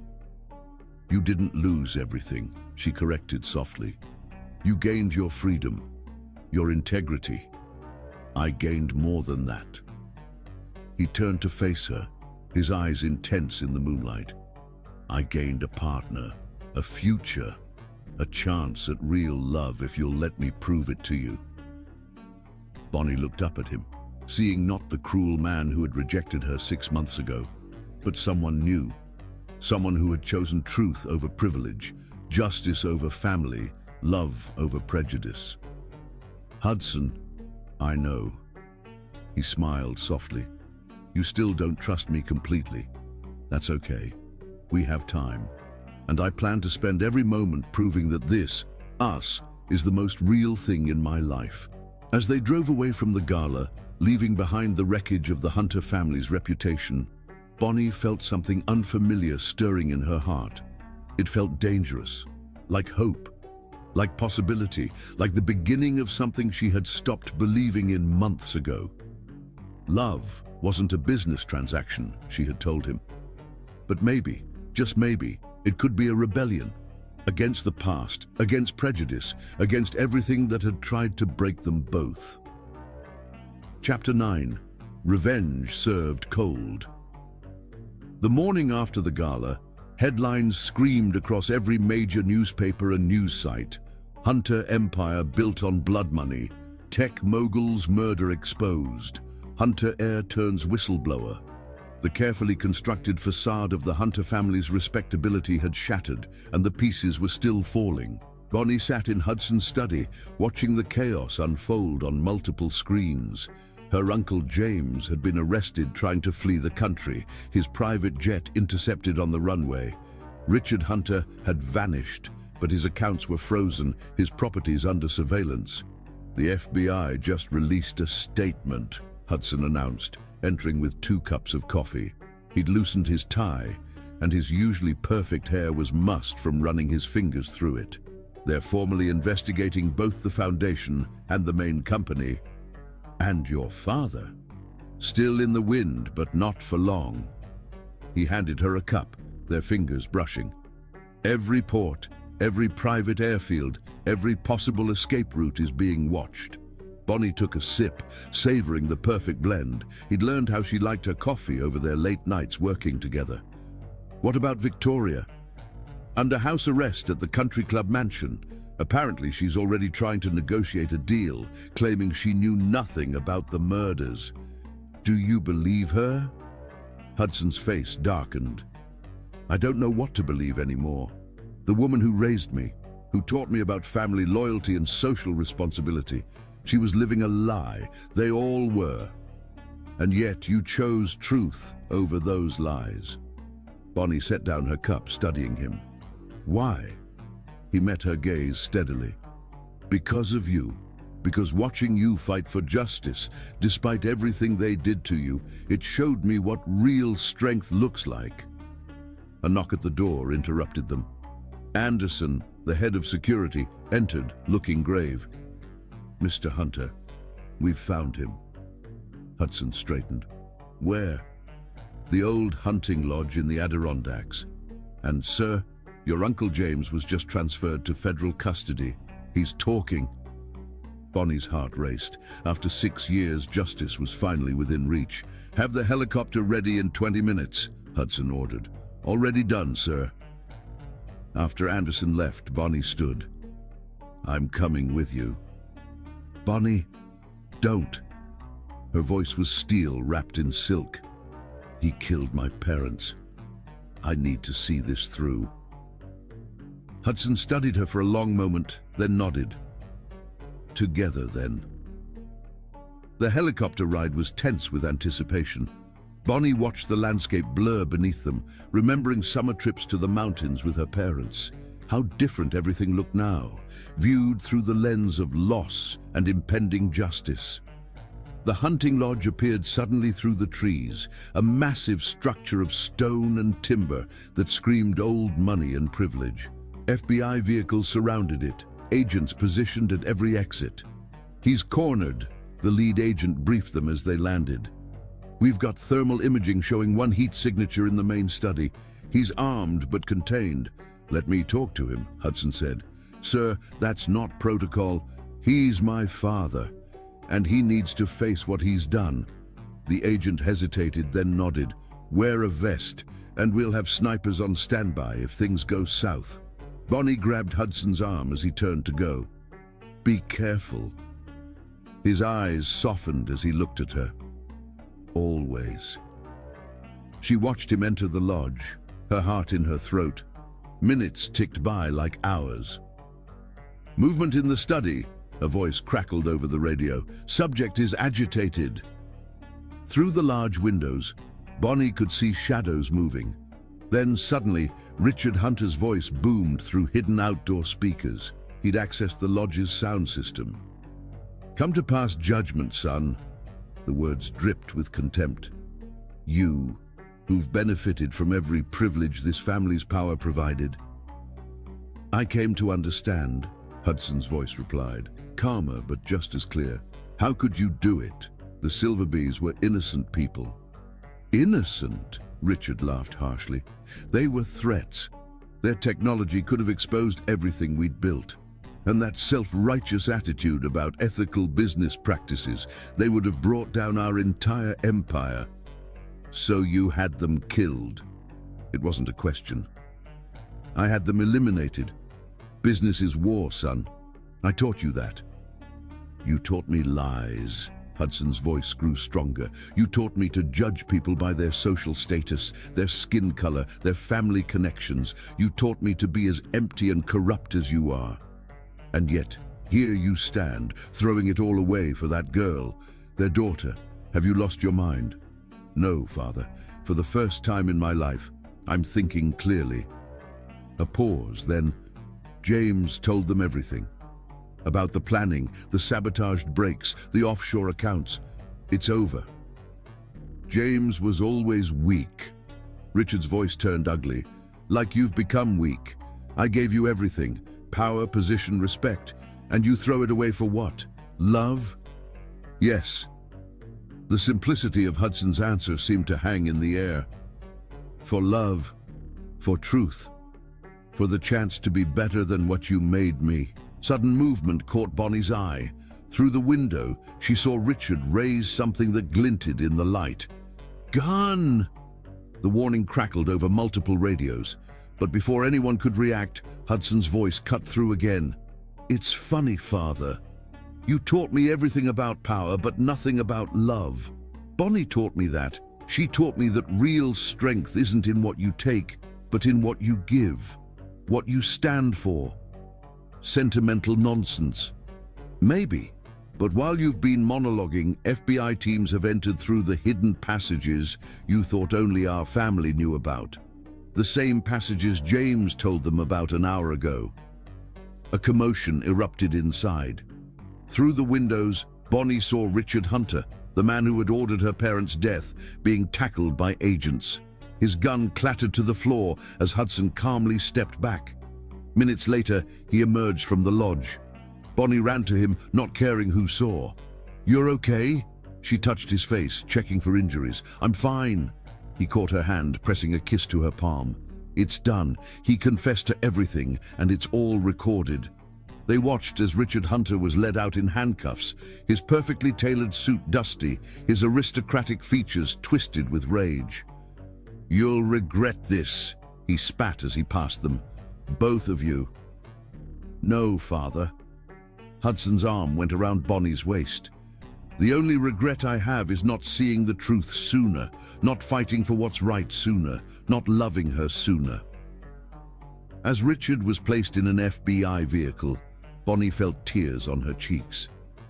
"Justice won't bring my parents back," she whispered. Hudson held her hand. "No, but it might give us a chance at a future." She looked up at him, seeing the man he'd become, rather than the one he'd been. "When did you get so wise?" "When I fell in love with a woman who showed me what real wisdom looks like." He wiped away her tears gently. "A woman who fought for truth when everyone tried to bury it, who saw the good in me when I couldn't see it myself." The sun was setting over the mountains, painting the sky in shades of pink and gold. As FBI teams processed the scene and media helicopters circled overhead, Hudson and Bonnie stood together, watching the end of one chapter and the beginning of another. "What happens now?" she asked softly. "Now? Now we rebuild. Not the Hunter Empire, that deserves to fall, but something new, something honest." He turned to face her fully. "Together, if you'll have me."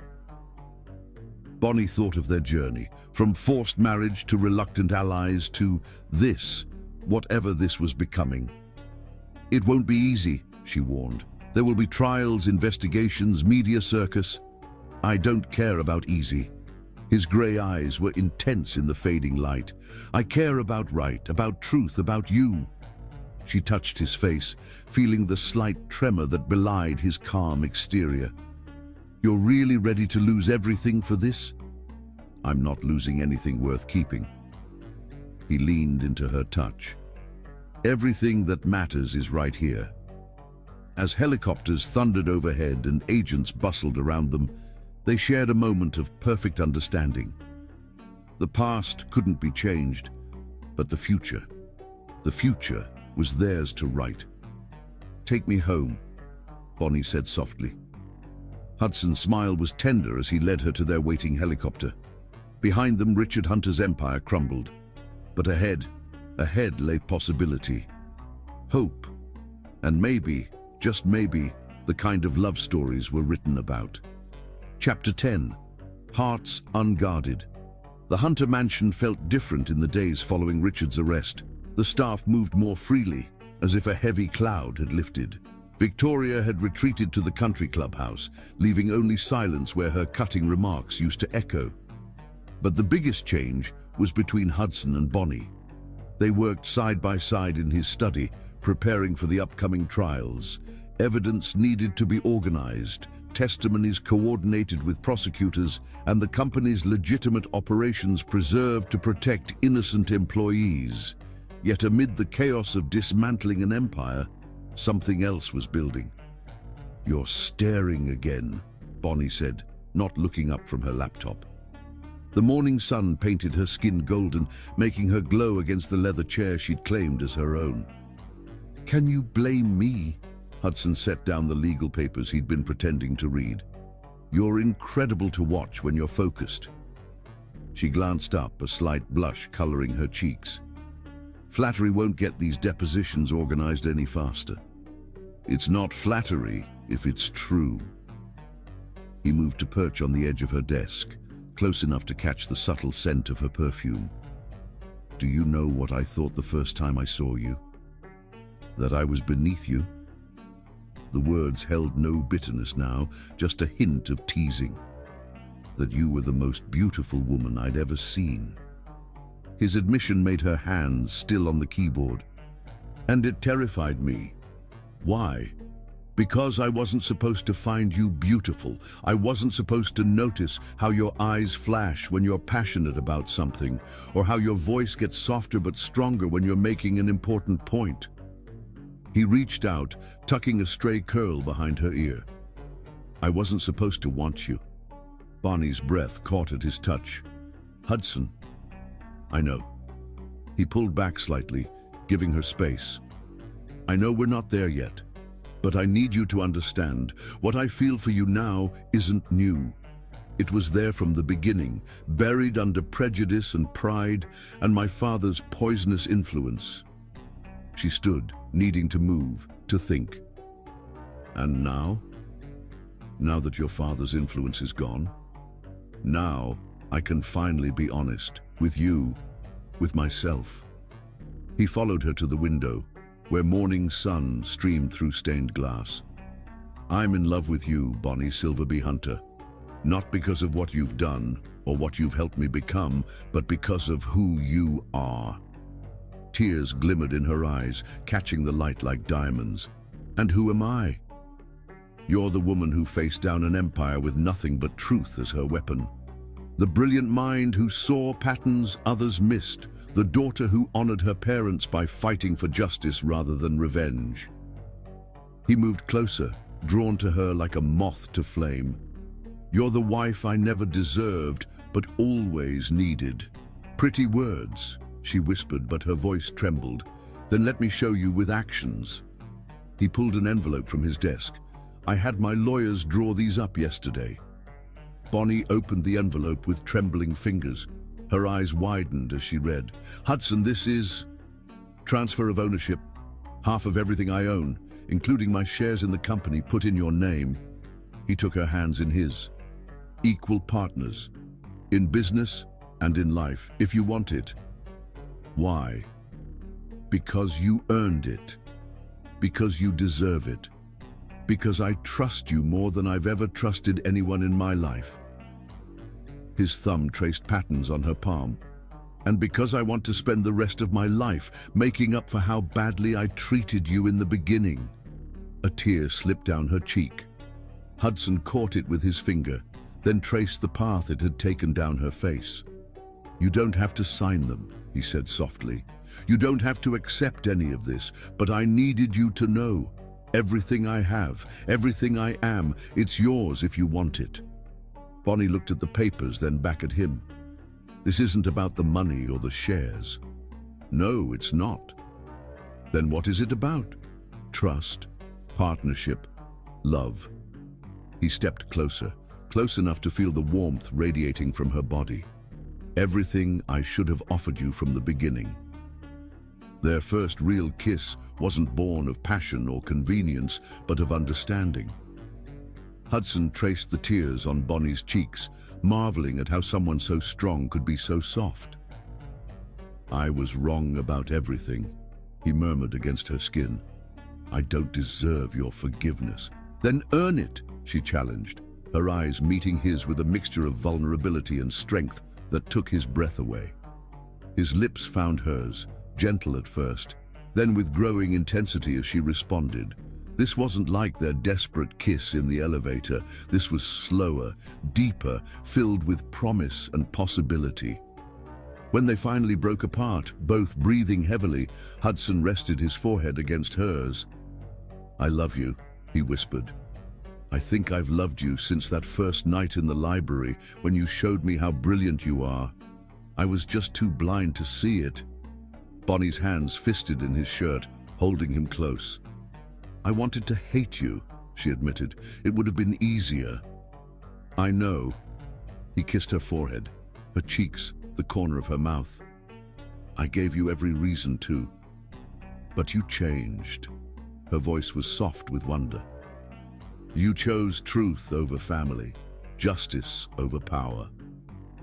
"I chose you," he corrected. "Everything else just followed naturally."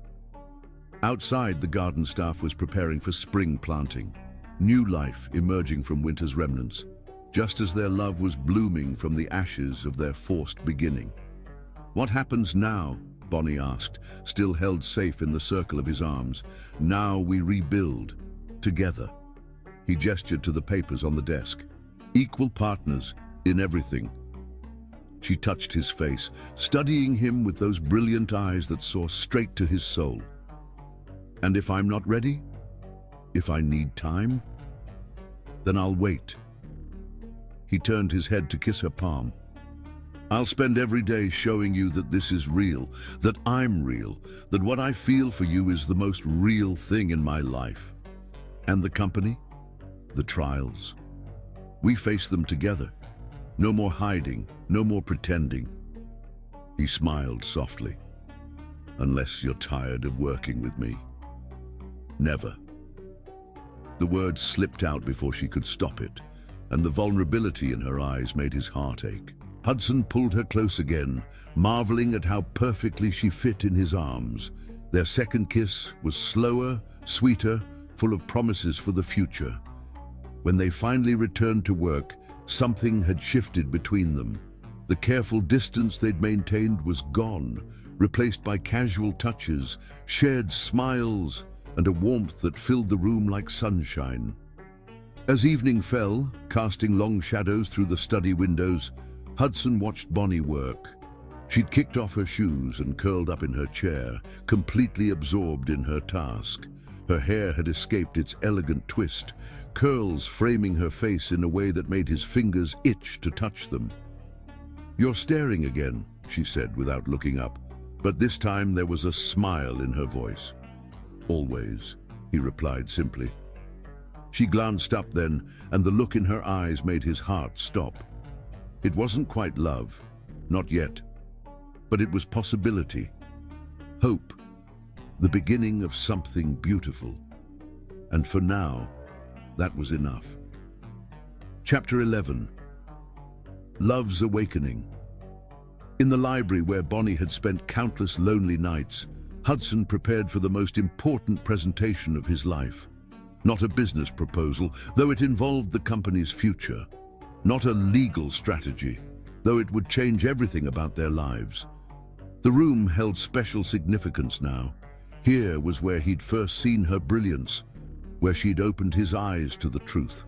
Now it would be where he offered her everything, his heart, his trust, and his vision for their future. Bonnie found him there just after sunset, surrounded by documents and his laptop. The sight was so familiar, it made her heart ache. How many nights had they spent here, working side by side, falling in love without realizing it? "The board members are getting restless," she said, settling into her usual chair. "They want to know what happens to the company now that your father's assets are frozen." Hudson looked up, drinking in the sight of her. She'd taken to wearing more colorful clothes lately, today choosing a deep emerald blouse that made her skin glow. "Let them wait. I have something more important to discuss." She raised an eyebrow. "More important than the company's future?" "Much more important." He stood, moving to kneel beside her chair. "Be my partner." "I thought I already was." The question held a hint of teasing. "In everything." He pulled out a thick folder. "I had the lawyers draw up partnership papers, not just for the company, but for everything we want to build together." Bonnie took the folder with steady hands, but he could see the pulse jumping in her throat. "What exactly are you proposing, Hudson Hunter?" "A fresh start, a complete restructuring of Hunter Enterprises, built on the ethical principles your parents championed." He watched her face as she read. "No more corruption, no more moral compromises. A company dedicated to innovation and social responsibility." Her eyes widened as she saw the details. "You want to rename it? Silverby Hunter Technologies." He touched her hand gently. "Your parents' legacy combined with the resources and connections of the Hunter Empire, but reformed, reborn, like us." Tears gathered in her eyes. "Hudson, there's more." He reached for another document. "I want to establish a foundation in your parents' names, not like the old one. This will be genuine, supporting education for underprivileged students, funding ethical business initiatives, promoting diversity in corporate leadership. The board will fight this. Let them." His voice was steel. "We have controlling interest now, and your financial expertise to back up every decision. They can either join our vision or step aside." Bonnie set down the papers, studying him intently.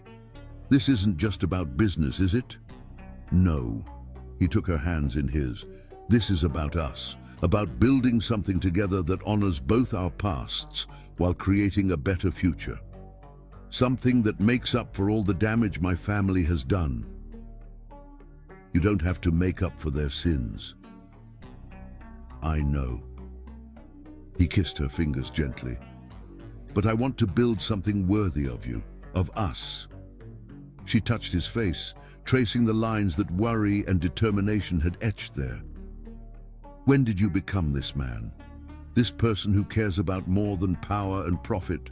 "When I fell in love with a woman who showed me what real strength looks like." He turned his head to kiss her palm. "When I realized that all the wealth and status in the world meant nothing compared to having you look at me with pride instead of disappointment. And if this fails, if the board revolts, if investors pull out, then we start over, build something new from scratch." His eyes held hers. "As long as we're together, I don't care about the rest." Bonnie stood, pulling him up with her. She moved to the window, looking out at the garden where spring flowers were beginning to bloom. "I used to dream about this, you know." "About what?" "Making a difference, using business not just for profit, but for positive change." She turned back to him. "It was what my parents always taught me, what they died trying to protect." Hudson moved behind her, wrapping his arms around her waist. "Then help me make it reality. Be my partner in everything, business, life, love." She leaned back against him, fitting perfectly in his embrace. "You already gave me half the company. That was about equality and justice. This ... He turned her to face him. This is about building a future together, about taking all the pain and darkness in our past and turning it into something beautiful, like us. The vulnerability in her voice made his heart ache. Exactly like us. He brushed away a tear she hadn't realized had fallen. From forced marriage to real love, from prejudice to understanding, from enemies to partners. Bonnie looked at the papers scattered across his desk, then back at him. It won't be easy. There will be resistance, skepticism. Good thing I have the brilliant Bonnie Silverby on my side. His smile was tender. The woman who took down an empire with nothing but truth and determination. She touched the partnership agreement, fingers tracing their combined names. Silverby Hunter Technologies. A new legacy. He watched her face carefully. If you want it. Instead of answering, she pulled him down for a kiss that left them both breathless. When they finally parted, her eyes shone with something that looked like love. Equal partners? She asked. In everything. She picked up a pen, her hand steady as she signed her name. Then let's build something beautiful together. Hudson's signature joined hers, their names intertwined on paper, just as their lives had become intertwined by fate and choice. There's one more thing, he said softly, pulling out a small box. Bonnie's breath caught. Hudson. Not an engagement ring. Not yet. We'll do that properly when you're ready. He opened the box to reveal a stunning sapphire pendant. This belonged to my grandmother, my real grandmother, not the society wife everyone knew. She was like you, brilliant, passionate about making a difference. She would have loved you. As he fastened the necklace around her throat, his fingers lingered on her skin. Something old, something blue, something finally true. Bonnie touched the pendant, then turned to face him. I'm falling in love with you, she admitted softly. The real you, the man you've become. I'm already there, he pulled her close, completely, irrevocably in love with you. The library had seen their beginning, her lonely nights of study, his gradual awakening to her brilliance. Now, it witnessed another beginning, one built on choice rather than coercion, love rather than obligation. Outside, the sun had set completely, leaving them in the warm glow of desk lamps. But neither moved to turn on more lights. Some moments were better in soft illumination, where hearts could be unguarded and dreams could take flight. Tell me about your vision, Bonnie said, curling into her chair with the partnership papers. Show me everything you want us to build together. Hudson sat beside her, their shoulders touching, and began to outline their future. Not just business plans and corporate structures, but dreams of making real change in the world. As they talked, their hands found each other, fingers intertwining as naturally as their lives had become intertwined. The night deepened around them, but neither noticed. They were too busy planning, dreaming, falling deeper in love with each other and the future they would build together. Chapter 12. Full Circle. They renewed their vows in the same mansion where their story began, but everything had changed.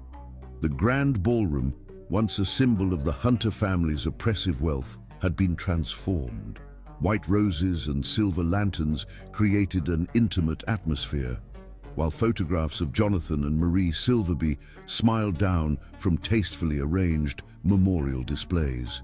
Bonnie stood before the mirror in what had once been her lonely bedroom, now transformed into a luxurious bridal suite. Her wedding dress was different this time, chosen by her, for her. Ivory silk fell in elegant lines, incorporating subtle patterns from her African heritage.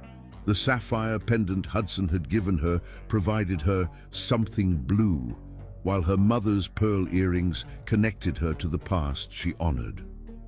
A knock at the door revealed Hudson, breaking tradition to see his bride before the ceremony. I know it's bad luck, he said, stopping short at the sight of her. But I couldn't wait. Haven't we had enough bad luck? Bonnie turned to face him fully. Besides, nothing could be worse than our first wedding day. Hudson crossed the room in 3 strides, taking her hands in his. I was such a fool that day, blind to the treasure standing right in front of me. And now, her voice was soft, teasing. Now I see everything. He traced her cheek gently. The brilliant mind that challenged me, the strong heart that forgave me, the beautiful soul that taught me what love really means. Tears threatened to ruin her makeup. Hudson, I promised to never love you, he continued, his voice rough with emotion, and I broke that promise. I promised to never touch you, and I thank God I broke that too.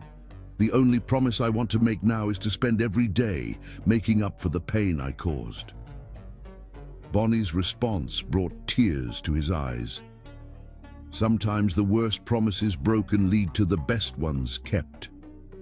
They'd written their own vows this time, speaking from hearts that had learned to trust and love against all odds.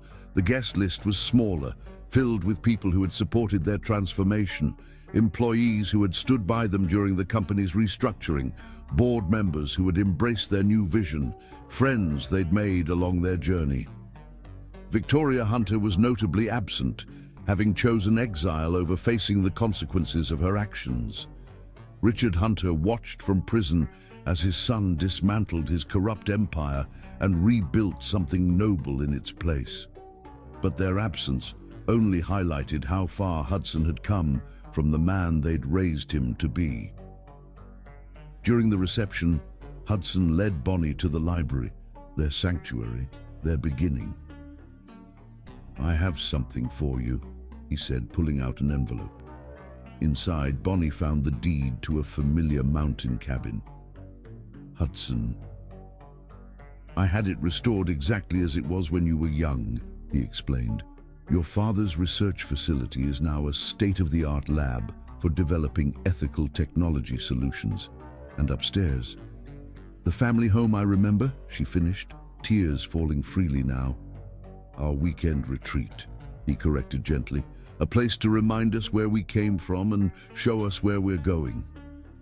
She pulled him down for a kiss that tasted of joy and promises kept. When they broke apart, Hudson rested his forehead against hers. I love you, Bonnie Silverby Hunter, not because I have to, not because of circumstances or obligations, but because loving you is as natural as breathing. And I love you, Hudson Hunter, not despite our past, but because of how far we've come. Because you had the courage to change, to choose love over prejudice, truth over power. They danced their first dance as a truly married couple under stars, visible through the ballroom's glass ceiling. The song was one her parents had loved, its melody carrying memories of happier times and promises of better days ahead. What are you thinking? Hudson asked, holding her close. About endings and beginnings? She looked up at him, love shining in her eyes. About how sometimes the worst starts can lead to the most beautiful finishes.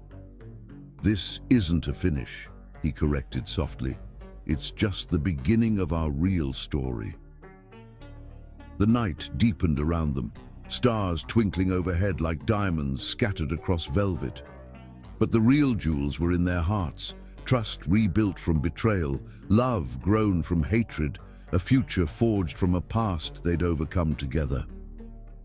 Their first kiss wasn't born of passion or convenience, but of pure, unrestrained joy. And as they came together, surrounded by the love they'd fought so hard to find, both knew that some promises were meant to be broken so that better ones could be made.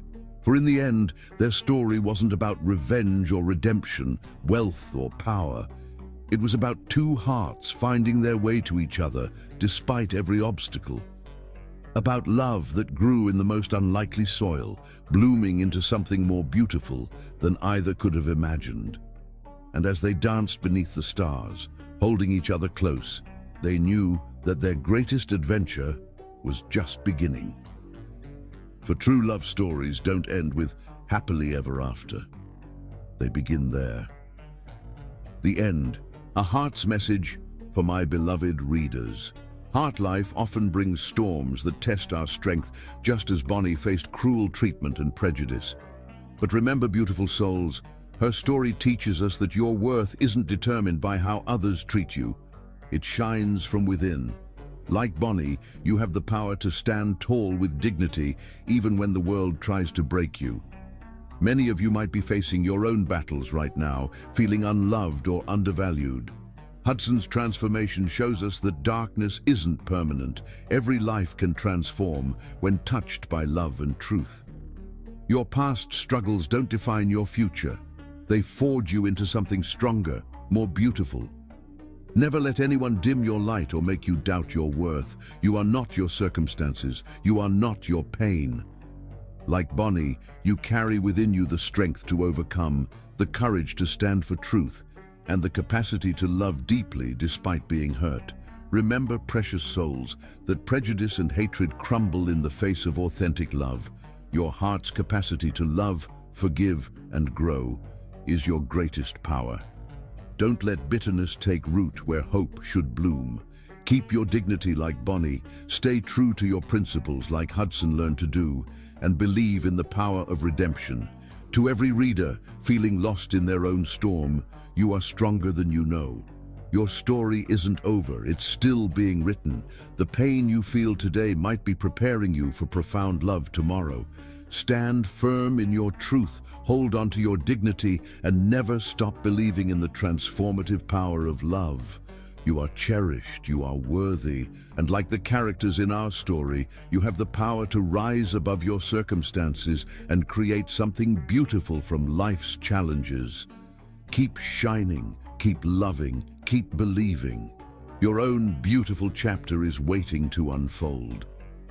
With deepest love and faith in your strength, Mr. Peter Stories.